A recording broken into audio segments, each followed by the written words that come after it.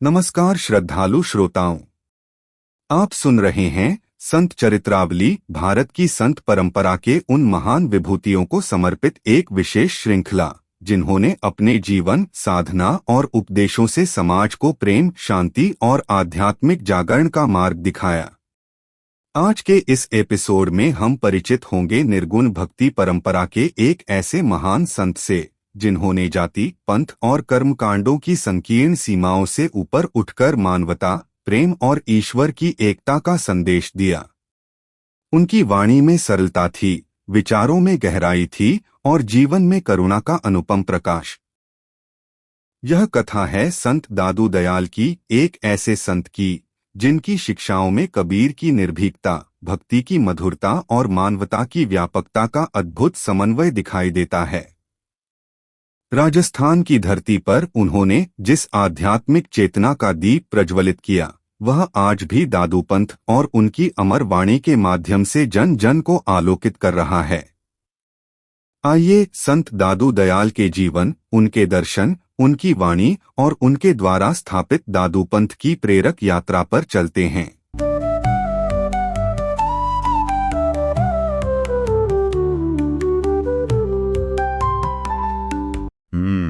एक ऐसे दृश्य के बारे में सोचिए जो सच में बहुत हैरान करने वाला है।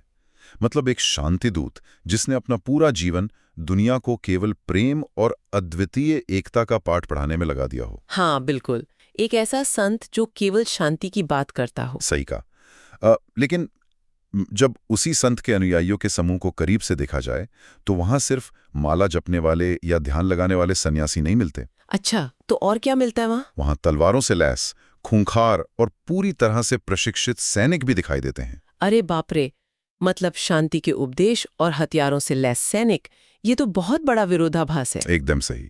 और आज के इस गहन विश्लेषण में हमारा मिशन यही समझना है कि एक साधारण से जुलाहे ने, जो कभी सिर्फ कपास धुनने का काम करता था, उसने ये असंभव सा इकोसिस्टम कैसे खड़ा कर दिया। सच में ये एक ऐसा ऐतिहासिक रहस्य है जो सतही तौर पर तो बहुत अजीब लगता है। मतलब कोई भी सोचेगा कि ये कैसे मुमकिन है। हाँ, है ना। और हमारे सामने जो ऐतिहासिक दस्तावेज हैं, वो हमें 16वीं शताब्दी के एक ऐसे ही रहस्यमयी संत के जीवन में ले जाते हैं, संत दादू। बिल्कुल, संत दादू। और आज का हमारा उद्देश्य केवल उनकी जीवन की घटनाओं को किसी टाइमलाइन की तरह रटना नहीं है। तो हाँ, हम असल में क्या डिकोड करने वाले हैं? हम उस तंत्र को समझेंगे जिसके तहत एक साधारण दुनिया धार्मिक कट्टरपंथ और जटिल बहसों से खुद को पूरी तरह अलग कर लेता है, और फिर एक ऐसा ढांचा बनाता है जिसमें सन्यासी, आम गृहस्थ और हथियारबंद सैनिक सब एक ही छत के नीचे आ जाते हैं। ये सच में एक बहुत ही बड़ा वैचारिक जंप लगता है। मतलब आज की दुनिया में जहां हर तरफ सूचनाओं की बाढ़ है और हर छोटी बात पर सोशल मीडिया पर बहस छिड़ जाती है। हाँ, आज तो हर कोई बस अपनी बात साबित करने में लगा है। बिल्कुल। ऐसे शोर शराबे वाले दौर में दादू का ये जो व्यावहारिक दर्शन है ना, वो एक अलग ही सुकून और स्पष्टता देता है। सही कहा। तो अगर हम इस कहानी की जड़ों में जाएं, तो दादू का जन्म 1544 ईसी के आसपास अहमदाबाद में हुआ था। 1544? मतलब ये मुगल काल का समय था? हाँ। उनके पिता का नाम लोदी राम था और दादू पेशे से एक धुनिया थे। धुनिया मतलब वो व्यक्ति जो कपास को धुनकर उसे साफ करता है और धागे के लिए तैयार करता है। एकदम सही। और पता है, इस पेशे को समझना ही उनके पूरे दर्शन को समझने की पहली चाबी है। अच्छा, वो कैसे? देखिए, एक धुनिया का काम क्या होता है? वो एक तार या विशेष औजार को लगातार पीटता है। हाँ, वो एक खास तरह की टंकार जैसी आवाज आती है उसमें से। बिल्कुल। उस कंपन से कपास के रेशे अलग होते हैं और उसमें फंसी हुई सारी गंदगी जैसे बीज या अशुद्धियां, वो सब बाहर गिर जाती हैं। तो आप कह रहे हैं कि दादू ने अपने जीवन में भी यही किया? एकदम। उस समय के समाज में धर्म के नाम पर जो कट्टरता थी, जो दिखावा और व्यर्थ के वाद विवाद रूपी गंदगी कसी हुई थी ना, उसे उन्होंने अपने ज्ञान के कंपन से अलग कर दिया। बिल्कुल सही पकड़ा आपने। और केवल शुद्ध निर्मल सत्य को बचा लिया। अरे वाह, ये एनालॉजी तो उनके पूरे जीवन को एक नए सांचे में ढाल देती है। मतलब कपास की सफाई से समाज की सफाई तक। हाँ, और इस शुद्धिकरण की जो पृष्ठभूमि थी वो भी कोई सामान्य नहीं थी। ये वो समय था जब अकबर का शासनकाल अपने अंतिम चरण की ओर बढ़ रहा था। और जहांगीर के शासन की सुगबुगाहट शुरू हो रही थी। मतलब राजनीतिक रूप से बहुत उथल-पुथल का दौर था। बिल्कुल, नीतियां बदल रही थीं, सत्ता के गलियारों में तनाव था, और इन सब से दूर दादू 12 वर्ष की आयु में अजमेर के पास सांभर आ गए। और फिर वहां से कल्याणपुर चले गए। लेकिन मैंने पढ़ा है कि उनका असली जो वैचारिक विस्फोट हुआ वो तब हुआ जब वे 37 वर्ष की आयु में नरैना पहुंचे। हाँ, नरैना जो जयपुर से करीब 20 मील दूर है, दस्तावेजों में दर्ज है कि नरैना में उनके साथ एक रहस्यमय घटना हुई थी। एक आकाशवाणी है ना? हाँ, ऐतिहासिक रिकॉर्ड्स इस आकाशवाणी को एक चेतावनी के रूप में बताते हैं, जिसने उन्हें सांसारिक जीवन छोड़कर आध्यात्मिक जीवन अपनाने का निर्देश दिया। लेकिन अगर हम इसे आज के आधुनिक चश्मे से देखें, तो मैं इसे एक गहरे मिड लाइफ क्राइसिस की तरह देखती हूँ। मिड लाइफ क्राइसिस, वो कैसे?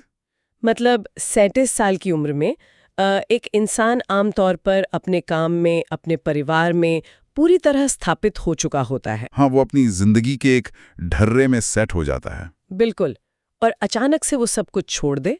ये कोई बहुत बड़ा एपिफनी या आत्म साक्षात्कार ही हो सकता है, जब व्यक्ति अपने स्थापित जीवन को पूरी तरह नकार दे। आपकी बात बहुत तार्किक है, और अगर हम इसे मनोवैज्ञानिक नजरिए से देखें तो ये कोई रातों रात हुआ चमत्कार नहीं था। तो इसके पीछे क्या चल रहा होगा उनके मन में? देखिए, एक दुनिया के रूप में काम करना बहुत ही लयबद्ध होता है। एकांत में घंटों तक एक ही लय में कपास धुनते हुए व्यक्ति का मस्तिष्क अक्सर एक ऑल्टर्ड स्टेट ऑफ कॉन्शियसनेस में पहुंच जाता है। मतलब ध्यान की एक गहरी अवस्था में। बिल्कुल। तो 37 वर्ष की आयु तक आते आते उनके भीतर समाज, धर्म और खुद के अस्तित्व को लेकर जो गहरे सवाल पक रहे थे, उन्होंने एक चरम बिंदु छू लिया था। मतलब वो आकाशवाणी असल में उनके अपने ही भीतर चल रहे दशकों के वैचारिक मंथन की पुकार थी। एकदम सही, जिसे अब और नजरअंदाज करना उनके लिए असंभव हो गया था। और उनका ये बदलाव बहुत ही उग्र था। हाँ, क्योंकि इस आंतरिक पुकार के बाद उन्होंने सच में सब कुछ छोड़ दिया और नरैना से 10 मील दूर वाहिराना पर्वत पर चले गए। हाँ, वो पूरी तरह एकांतवास में चले गए। लेकिन एकांत में जाने का मतलब ये तो नहीं था ना कि उनका प्रभाव खत्म हो गया। बिल्कुल नहीं, बल्कि वहां से उनके दर्शन का एक ऐसा रूप सामने आया जिसने हजारों लोगों को जोड़ दिया।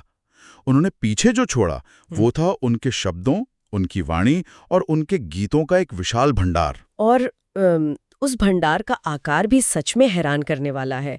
मैंने देखा है कि उनकी रचनाओं में कुल 5000 से अधिक संकलन मौजूद हैं। 5000 रचनाएं, और वो कि ऐसे व्यक्ति द्वारा जिसका कोई औपचारिक आध्यात्मिक प्रशिक्षण नहीं हुआ था। ये बात सच में उनकी बौद्धिक क्षमता का सबसे बड़ा प्रमाण है। और इन रचनाओं को मुख्य रूप से 2 हिस्सों में बांटा गया है, वाणी और गीत। हाँ, जो वाणी है वो पूरी तरह से नैतिक प्रवचन है। मतलब इंसान को जीवन कैसे जीना चाहिए, सत्य क्या है और ईमानदारी क्या है। और दूसरी तरफ उनके गीत है जो पवित्र भजन है। बिल्कुल, जिनमें दिव्य प्रेम का एक बहुत ही उल्लासपूर्ण और विस्फोटक रूप देखने को मिलता है। लेकिन मुझे इन 5000 रचनाओं में जो बात सबसे खास लगती है वो है उनकी भाषा। भाषा की सरलता है ना? हाँ। अक्सर हम सोचते हैं कि अध्यात्म या दर्शन शास्त्र में जो बात जितनी अधिक जटिल होती है, जिसमें जितने ज्यादा तकनीकी या भारी शब्द होते हैं, वो बात उतनी ही महान होती है। लेकिन दादू ने कभी किसी भारी भरकम शब्द जाल का इस्तेमाल नहीं किया। उनकी शैली सर्वसुलभ थी। बिल्कुल। इसे हम एक एनालॉजी से समझ सकते हैं। जैसे एक तरफ शास्त्रीय संगीत होता है, जिसमें जटिल राग और कठिन ताल होती है। हाँ, जिसे समझने के लिए आपको वर्षों का प्रशिक्षण चाहिए।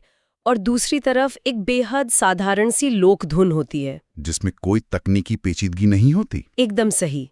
लेकिन जब वो लोक धुन बजती है ना, तो वो सीधे मानव मन की गहराई में उतर जाती है। दादू का दर्शन वही लोक धुन था। बहुत ही खूबसूरत तुलना की आपने। और ये शास्त्रीय संगीत और लोक धुन का भेद उस समय की धार्मिक व्यवस्था पर बिल्कुल सटीक बैठता है। वो कैसे? मतलब उस समय की भाषा के संदर्भ में? हाँ, क्योंकि उस दौर के जो शास्त्रीय ग्रंथ थे वो मुख्य रूप से संस्कृत या अरबी फारसी में थे, जिन पर विशेष पुरोहितों या मौलवियों का एकाधिकार था। मतलब आम आदमी उन जटिल शास्त्रों के बोझ तले दबा हुआ था। बिल्कुल। दादू ने जानबूझकर राजस्थानी और हिंदी की मिलीजुली आम बोलचाल की भाषा चुनी।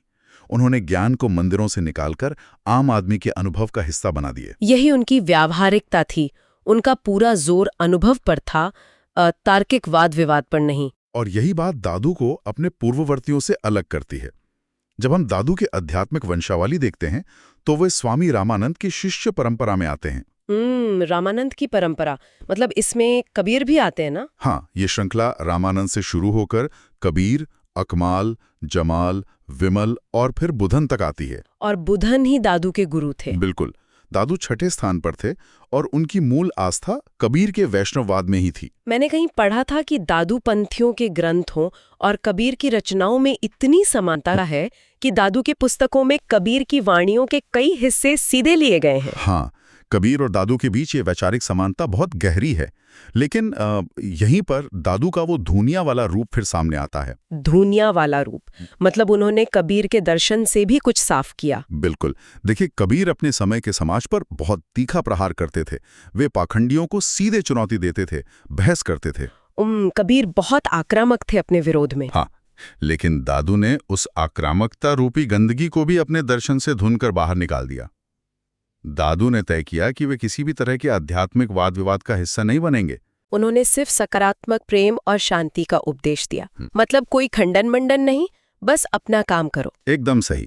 और यही कारण है कि कबीर के अनुयायियों और दादू पंथियों के बीच आज भी गहरी मित्रता है, लेकिन दोनों के काम करने का तरीका बिल्कुल अलग है। सच में, दादू ने जिस संप्रदाय की नींव रखी उसका ढांचा पूरी तरह से उनके इसी व्यवहारिक दर्शन का परिणाम था। और दादूपंथी संप्रदाय का वो ढांचा किसी भी समाजशास्त्री के लिए शोध का विषय हो सकता है। ये सादगी और विरोधाभास का एक ऐसा संगम है जो हैरान कर देता है। जैसे अगर आज हम किसी दादूपंथी को देखें तो उनकी पहचान किसी दिखावे पर टिकी नहीं है। बिल्कुल, वे माथे पर कोई तिलक नहीं लगाते, गले में कोई माला नहीं पहनते। उनके पास ध्यान करने के लिए केवल एक सुमिरनी होती है और उनकी सबसे स्पष्ट पहचान है उनकी एक खास तरह की टोपी। हाँ, वो सफेद रंग की टोपी जिसके 4 कोने होते हैं और पीछे की तरफ एक पल्ला लटकता रहता है। ये पहनावा एक तरह से इस बात का प्रतीक है कि अध्यात्म किसी भारी वेशभूषा का मोहताज नहीं है। सही कहा, ये उनकी आंतरिक सादगी का बाहरी रूप है। आज भी मारवाड़ और अजमेर के इलाकों में इनका सबसे अधिक प्रभाव है।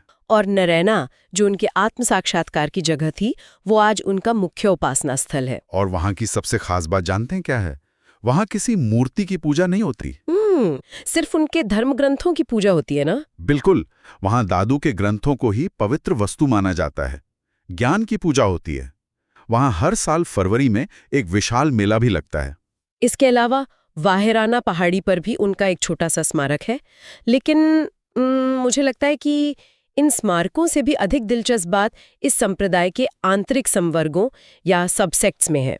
हाँ, दादू पंथियों को मुख्य रूप से 3 संवर्गों में बांटा गया है। पहला है विरक्त। मतलब जिन्होंने दुनिया पूरी तरह से छोड़ दी है। हाँ, ये सन्यासी होते हैं। मुंडे हुए सिर, केवल एक वस्त्र और पीने के लिए एक जलपात्र। यह अध्यात्म का सबसे चरम रूप है। ये संवर्ग तो दादू के दर्शन का सीधा प्रतिनिधित्व करता है, जहां आत्मा मोह से मुक्त हो। लेकिन हर इंसान तो सन्यासी नहीं हो सकता ना? बिल्कुल, और दादू ये अच्छी तरह जानते थे। समाज को चलाने के लिए ऐसे लोगों की भी जरूरत है जो दैनिक कार्य करें। और यहीं से दूसरा संवर्ग आता है, विस्तरधारी। हाँ, विस्तरधारी वो आम लोग हैं जो सामान्य गृहस्थ जीवन व्यतीत करते हैं, शादी करते हैं, व्यापार करते हैं, खेती करते हैं और अपने परिवार के बीच रहते हुए दादू के शांति और प्रेम के विचारों का पालन करते हैं। बिल्कुल, तो यहाँ तक तो सब कुछ बहुत तार्किक लगता है। एक सन्यासी जो ज्ञान देगा और एक गृहस्थ जो उस पर चलेगा और सन्यासी का भरण पोषण करेगा। हाँ, यहाँ तक तो ठीक है, लेकिन असली कहानी और असली विरोधाभास तो तीसरे संवर्ग में है, जो है नागा। पूरी तरह से शस्त्रधारी, युद्ध कला में निपुण और बेहद कुशल सैनिक। बस इसी बात को समझना मेरे लिए सबसे चुनौतीपूर्ण है। मतलब जो दादू जीवन भर बिना किसी से बहस किए केवल विश्व शांति का संदेश देते रहे, उनके अनुयायियों के ढांचे में एक पूरी की पूरी सेना कैसे खड़ी हो गई? ये सवाल बहुत ही वाजिब है ना? ये कोई छोटी बात नहीं है कि एक संप्रदाय जो गले में माला तक पहनने से मना करता है, वो हाथ में तलवार लेकर खड़ा हो जाए। एक शांति प्रिय दर्शन को सैनिकों की जरूरत क्यों पड़ गई? इस क्यों का जवाब हमें वापस उसी राजनीतिक पृष्ठभूमि में ले जाता है जिसका हमने पहले जिक्र किया था। अकबर और जहांगीर के सत्ता परिवर्तन का दौर? बिल्कुल। मुगल सम्राट अकबर का दौर तो धार्मिक सहिष्णुता के लिए जाना जाता था, लेकिन 16वीं सदी के अंत में जब सत्ता का संक्रमण हो रहा था, राजनीतिक अस्थिरता बढ़ रही थी। मतलब अलग अलग स्थानीय शासकों और धार्मिक कट्टरपंथियों का दबाव बढ़ने लगा था। हाँ, ऐसे अस्थिर दौर में एक ऐसा संप्रदाय जो किसी कर्मकांड को नहीं मानता, जो मूर्ति पूजा का विरोध करता है और जो स्थापित धार्मिक ठेकेदारों की सत्ता को सीधे नकारता है। एकदम सही। ऐसे संप्रदाय का शांतिपूर्ण तरीके से बचे रहना लगभग असंभव था। तो मतलब आप ये कह रहे हैं कि नागा साधुओं का ये सैन्य धड़ा किसी राज्य को जीतने के लिए नहीं, बल्कि सिर्फ अपने अस्तित्व को बचाने के लिए बनाया गया था। 100%। और इसे दादू के दर्शन के खिलाफ नहीं, बल्कि उनके दर्शन के सबसे व्यवहारिक रूप के तौर पे देखा जाना चाहिए। व्यवहारिक रूप? हाँ, दादू कल्पनाओं में जीने वाले संत नहीं थे। वो एक दुनिया थे जिन्हें मालूम था कि दुनिया कैसे काम करती है। जब समाज में कट्टरता की आंधी चल रही हो, तब सिर्फ कोरे आदर्शों से खुद को नहीं बचाया जा सकता। मतलब ये पूरा एक सर्वाइवल का इकोसिस्टम था। बिल्कुल। विस्तारधारी समाज चला रहे थे, विरक्त आध्यात्मिक पवित्रता कायम रखे हुए थे, और नागा एक ढाल की तरह इन दोनों की रक्षा कर रहे थे। अरे वाह! एक ऐसा दर्शन जो समय की मांग के अनुसार खुद को ढाल न सके, वो इतिहास में विलुप्त हो जाता है। दादू पंथियों ने हथियारों को अपनी वैचारिक स्वतंत्रता को सुरक्षित रखने के लिए एक प्रैक्टिकल टूल की तरह इस्तेमाल किया। बिल्कुल, ये कोई विरोधाभास नहीं, बल्कि सर्वाइवल की एक बेहद सोची समझी रणनीति थी। ये स्पष्टीकरण तो इस पूरे संप्रदाय को देखने का नजरिया ही बदल देता है। एक ही छत के नीचे, एक ही संत के नाम पर जीवन के 3 सबसे अलग रूप, सन्यासी, सैनिक और गृहस्थ। ये दिखाता है कि सत्य के मार्ग पर हर तरह के व्यक्ति के लिए जगह है। और ये आज के दौर के लिए भी एक बहुत बड़ा सबक है। आज जब लोग अपने अपने वैचारिक इको चैम्बर्स में कैद हैं, दादू का ये मॉडल सिखाता है कि मतभेद के बावजूद एक साथ कैसे बढ़ा जा सकता है। सही कहा। उन्होंने साबित किया कि ज्ञान वही है जो जीवन की वास्तविक समस्याओं को हल कर सके और खुद की रक्षा कर सके। और शायद यही कारण है कि उनका पंथ आज भी कायम है। लेकिन इस पूरी चर्चा को समेटते हुए मैं एक अंतिम और सबसे रहस्यमयी घटना पर बात करना चाहूंगी। वाहिराना पर्वत वाली घटना। हाँ, दस्तावेजों के अनुसार वाहिराना पर्वत पर कुछ समय एकांत में बिताने के बाद दादू अचानक अंतर्धान हो गए, गायब हो गए। बिल्कुल। उनका कोई भौतिक शरीर, कोई अस्थियां या कोई भी सुराग पीछे नहीं मिला। उनके अनुयायियों का ये दृढ़ विश्वास है कि वे सशरीर ईश्वर में विलीन हो गए। रहस्यवाद के इतिहास में इस तरह की घटनाएं अक्सर संतों की दिव्यता को स्थापित करने के लिए बताई जाती हैं। अनुयायियों के लिए ये प्रमाण है कि दादू कोई साधारण इंसान नहीं थे। लेकिन अगर हम दादू के जीवन को उनके उसी दुनियादारी वाले व्यवहारिक नजरिए से एक बार फिर देखें, तो मेरे मन में एक बहुत ही गहरा विचार आता है। अच्छा, वो क्या? दादू ने अपना पूरा जीवन कर्मकांडों, मूर्तियों और भौतिक दिखावे को नकारने में लगा दिया। तो क्या ये संभव नहीं है कि उनका इस तरह बिना किसी भौतिक चिन्ह के गायब हो जाना कोई जादू न होकर उनका सबसे बड़ा और अंतिम व्यवहारिक मास्टर स्ट्रोक रहा हो?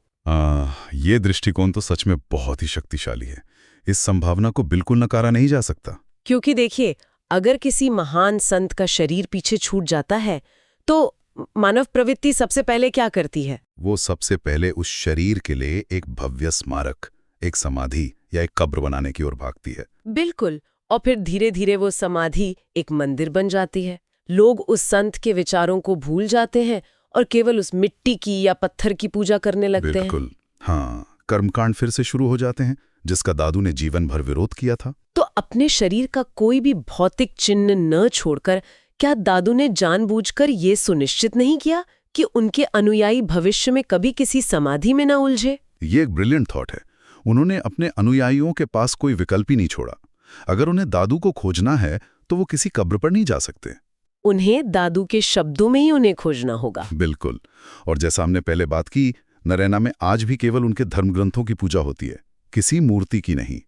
इसका मतलब है कि उनकी वो अंतिम रणनीति पूरी तरह सफल रही। एक कपास धुनने वाले जुलाहे ने ये सुनिश्चित कर दिया कि जाने के बाद भी उसके अनुयायी केवल शुद्ध विचार और ज्ञान से जुड़े रहें, किसी भौतिक गंदगी से नहीं। सच में क्या उनका गायब होना इतिहास का कोई रहस्यमयी जादू था, या मानव मनोविज्ञान को समझने वाले एक व्यवहारिक विचारक का बेहतरीन दाव। ये एक ऐसा विचार है जो श्रोताओं को सोचने पर मजबूर कर देगा और दादू की सरल वाणियों को और भी अधिक प्रासंगिक बना देता है। तो इस विचार के साथ श्रोताओं के मन में एक नई जिज्ञासा छोड़ते हुए हम ऐतिहासिक दस्तावेजों पर आधारित आज का ये गहन विश्लेषण यहीं समाप्त करते हैं। बिल्कुल। इस वैचारिक स्पष्टता की यात्रा में शामिल होने के लिए बहुत बहुत धन्यवाद। जी धन्यवाद। भविष्य में ऐसे ही किसी और दिलचस्प विषय की गहराइयों में हम फिर से उतरेंगे।